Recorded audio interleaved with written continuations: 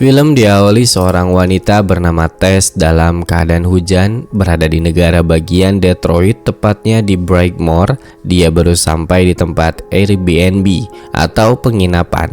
Sebelum turun, Tess mengecek dulu peraturan menginap. Tess turun di depan rumah yang beralamat 476 Bear Bay dan mencoba membuka kunci dengan PIN, tapi gagal terus. Tess menghubungi agen penyewa properti namun tidak dapat dihubungi. Jadinya Tess hanya bisa meninggalkan pesan suara. Saat menunggu, Tess melihat sesuatu dalam kegelapan. Entah apa itu, merasa nggak enak, Tess langsung pergi. Baru aja mau pergi, tiba-tiba lampu di rumahnya menyala. Tess menekan bel, seorang pria bernama Ken keluar. Mereka berdua bingung karena sama-sama memesan rumah ini, tapi Ken lebih dulu menempatinya. Karena tidak ada pilihan lain di luar hujan, Ken mengajak Tess masuk untuk menghubungi pihak agen bersama. Why don't you come inside and we'll call these idiots. Tess masuk mengatakan kepada Ken coba untuk cek kembali apakah benar Ken memesan penginapan ini. Sementara itu, Tess izin untuk pergi ke kamar mandi. Di sini dia melihat beberapa peralatan mandi. Saat selesai, Ken memberikan HP-nya untuk dicocokkan dengan pemesanan Tess. Ternyata sama, di tempat yang sama, di nomor telepon yang sama, di aplikasi yang sama. Ken benar-benar memesan penginapan ini di jadwal yang sama dengan pemesanannya Tess. Akhirnya Tess mengalah untuk pergi, namun Ken menahan Tess dengan mengatakan lingkungan di sini gak cocok untuk keluar sendirian malam. Ken menawarkan untuk stay di sini kepada Tess. Ken yang sembari membuat teh, Tess mencoba untuk mencari penginapan lain, tapi sayang semua penginapan di sekitar sudah penuh. Ken pun menawarkan kepada Tess untuk menginap saja di sini. Tess memiliki permintaan dia tidak bisa tidur kalau bukan spraynya baru. Ken pun langsung mencucinya. Bahkan Ken baik banget mengambil koper Tess yang berada di mobil. Tess yang sudah berada di kamar, dia membawa pakaian gantinya dan menemukan dompet Ken. Tess langsung memfoto KTP milik Ken untuk berjaga-jaga, lalu memberikan dompet itu.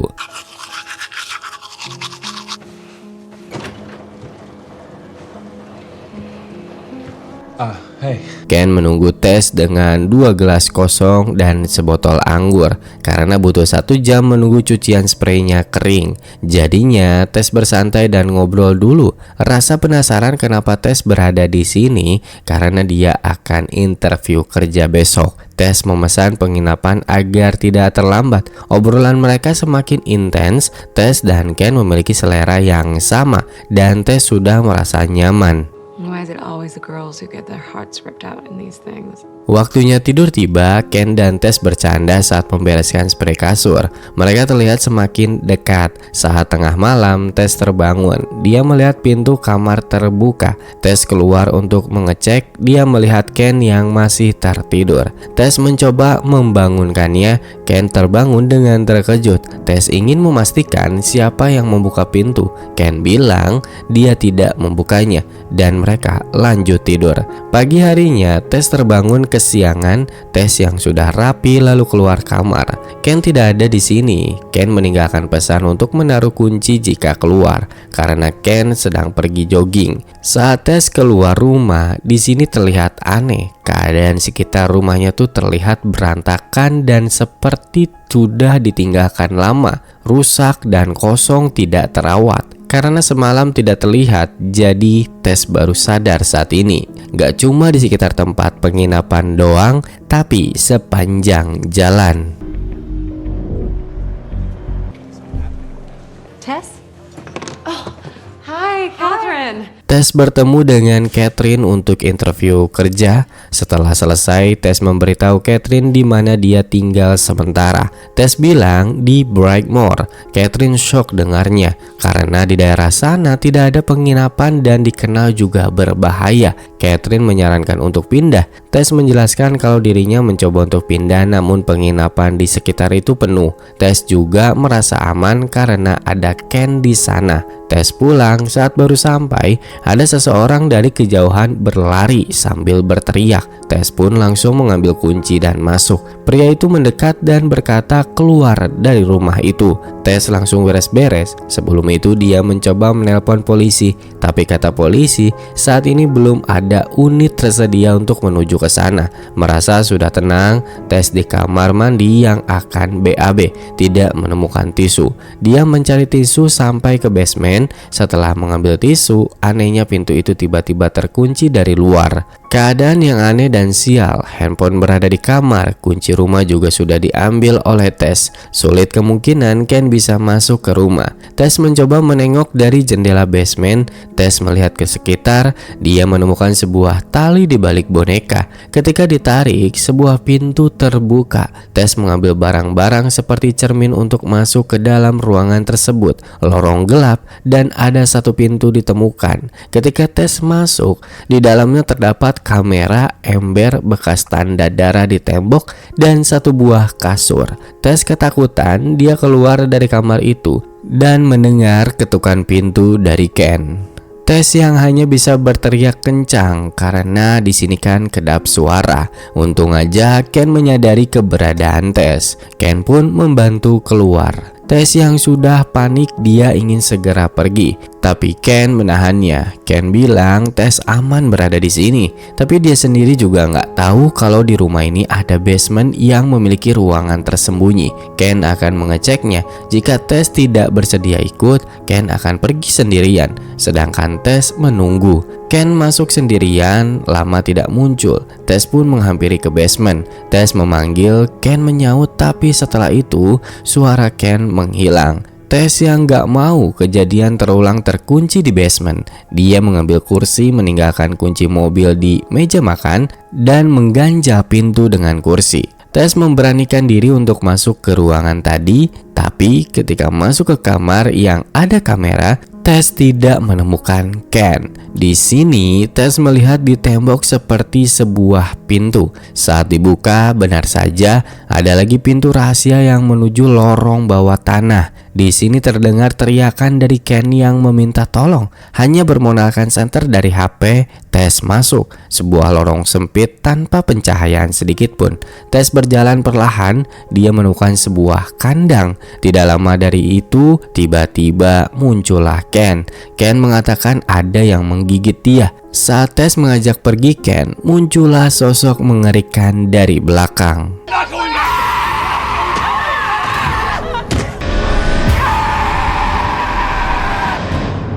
Kita pindah ke tempat lain. Seorang pria sedang berkendara. Dia ini seorang aktor bernama AJ Gilbert.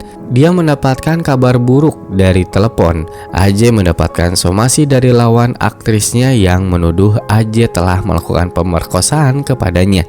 Kemungkinan besar AJ akan didepak dari acara yang sedang dibintangi oleh AJ. Karena tuduhan oleh Melissa itu sangat berat, bahkan Melissa sendiri telah memberi kabar ini kepada reporter Hollywood. AJ mendatangi seorang manajemen keuangannya. Kita sebut dia Tom. Saat ini kondisi keuangan AJ sedang dalam keadaan buruk. Tidak ada pemasukan yang tercatat, ditambah masalah hukum yang sedang dialami. Tapi AJ yakin dia akan memenangkan kasus tersebut. Cuma masalahnya biaya pengacara sebesar $140.000. Ketika dihitung oleh Tom, angka ini tidak menutup dan AJ akan bangkrut dalam 3 bulan ke depan.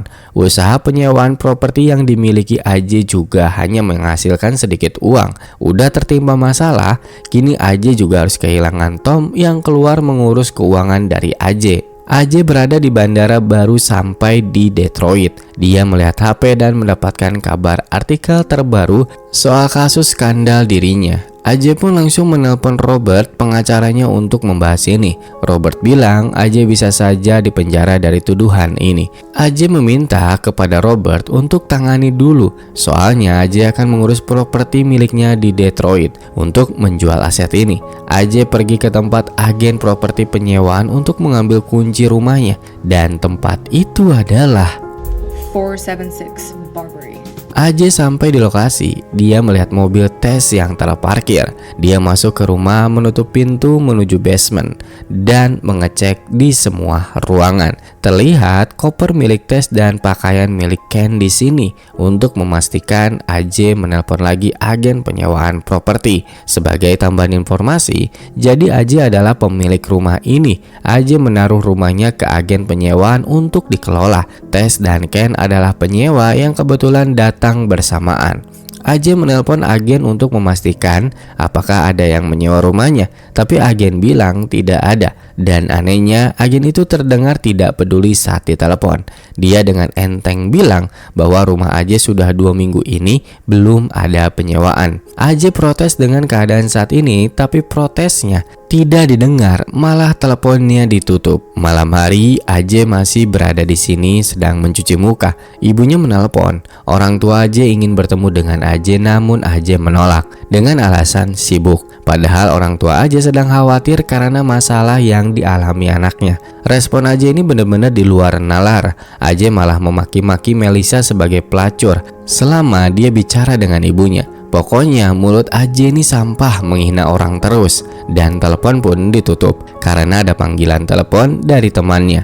AJ ngobrol dengan temannya di klub. Di sini AJ jujur kepada temannya kalau dirinya memang berhubungan badan dengan Melissa. Namun dalam pengakuannya AJ, Melissa tuh mau meskipun agak sedikit dipaksa. AJ kembali ke rumahnya untuk tidur dan bangun di pagi hari dalam keadaan mual karena semalam mabuk berat. AJ yang masih penasaran barang-barang siapa yang ada di sini. Dia pun mengobrak-abrik koper milik Ken dan juga Tess. Sempat juga mencoba untuk masuk ke laptop milik Tess tapi tidak berhasil. Untuk menjernihkan pikiran, AJ menyeduh kopi dan dia menemukan kunci mobil milik Tess. Merasa penasaran, AJ menuju pintu basement. Awalnya mengecek dengan berteriak. Teriakan itu dibalas oleh suara sesuatu dari bawah.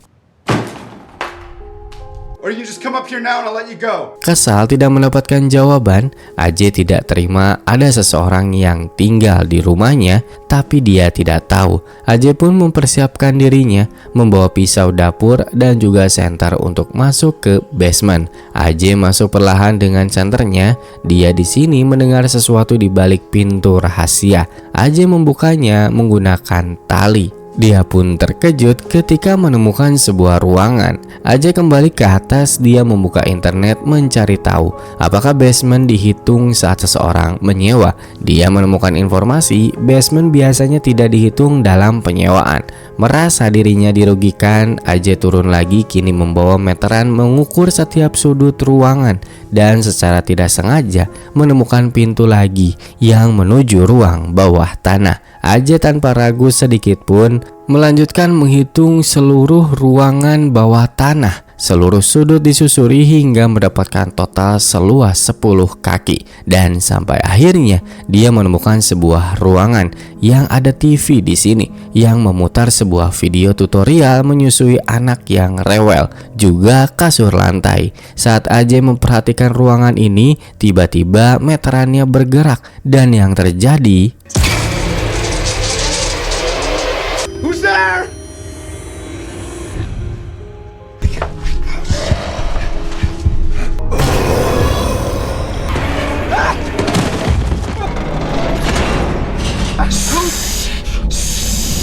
kita dibawa mundur dulu puluhan tahun sebelumnya. Rumah 476 Berbay yang saat ini dimiliki oleh AJ dulunya dimiliki seorang pria bernama Frank. Keadaan rumah dan lingkungan sekitar juga masih bagus. Di hari itu Frank pergi menuju supermarket untuk membeli perlengkapan bayi. Frank datang tanpa arah, makanya dia dibantu oleh seorang pelayan toko memilih perlengkapan bayi untuk persalinan. Juga Frank membeli sebuah kaset tutorial mengurus bayi. Selesai belanja, Frank kembali ke mobilnya. Saat akan pulang, pandangan Frank teralihkan tertuju pada seorang perempuan. Gak cuma memandang doang, Frank mengikuti perempuan itu sampai rumahnya. Di sini, Frank mengeluarkan pakaian petugas PDAM untuk masuk ke rumah perempuan yang diikutinya. Frank beralasan ke sini untuk mengecek karena akan ada pemadaman. Frank masuk ke kamar mandi berpura-pura mengecek, padahal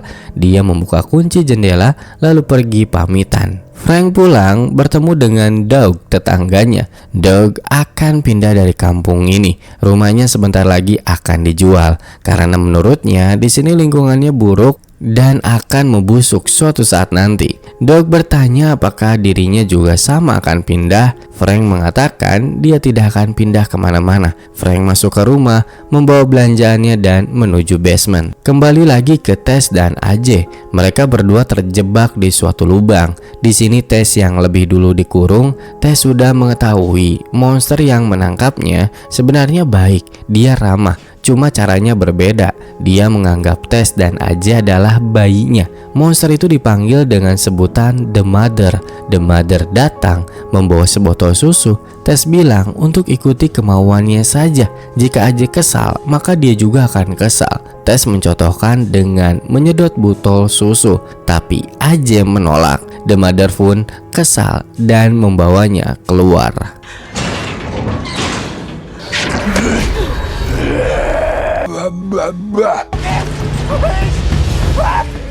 AJ dibawa ke ruangan yang ada TV-nya dan The Mother mengikuti instruksi dari TV. Dia mengira AJ sedang merengek, jadi dia ditenangkan oleh The Mother. Sementara Tess berhasil keluar dari lubang. Tess berjalan membawa senter dan pisau milik AJ. Dia melintas di sebuah ruangan tempat TV. Di sini dia melihat AJ yang sedang diberi susu langsung dari sumbernya oleh The Mother. Gak mau ikut campur, Tess menghiraukan soal AJ. Tess pun lanjut, namun Tess tersandung meteran membuat The Mother sadar. Tess yang gak mau membuang waktu, dia langsung berlari untuk keluar. Saat berhasil menuju basement, sayang pintunya terkunci lagi dari luar. Tess pun langsung berlari menuju kaca basement yang di awal memecahkannya menggunakan pisau.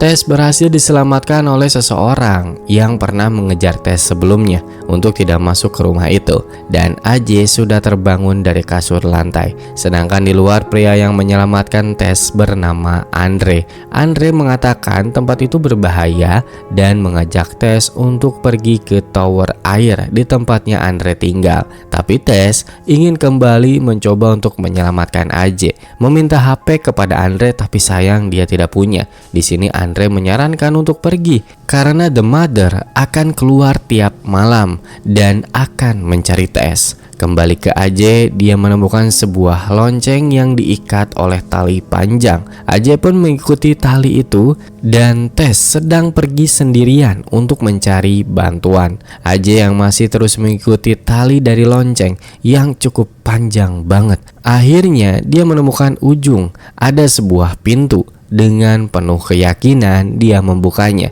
tapi scene pindah lagi menunjukkan Tess yang masih berjalan dan akhirnya menemukan sebuah toko lalu meminta untuk menelpon. AJ yang masuk di sebuah ruangan yang berantakan dan penuh sampah berserakan. Dia juga menemukan sebuah baju di sini dan yang lebih mengejutkannya lagi, ada seorang kakek tua di sini.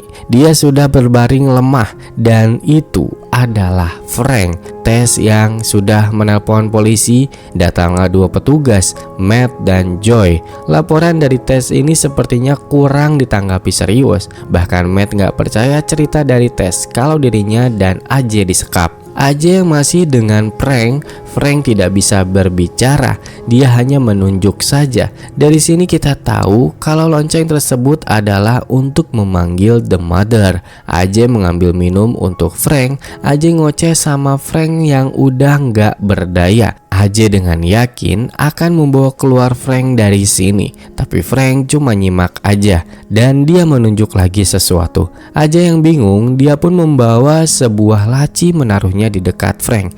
AJ sibuk mencari HP-nya, sedangkan Frank mencoba membuka laci. Kembali ke Tess, dia berhasil membujuk polisi untuk datang ke rumah 476 Bear Bay. Tapi kedatangan mereka ini sama saja nggak dihiraukan keluhan dari Tess. Meskipun udah ada bukti pecahan kaca basement, ditambah Matt juga nggak percaya karena Tess tidak tinggal di sini, tidak ada kunci rumah. Mereka berdua pun pergi meninggalkan Tess. AJ yang masih berada di kamar, dia menemukan tumpukan kaset dengan nama-nama seseorang.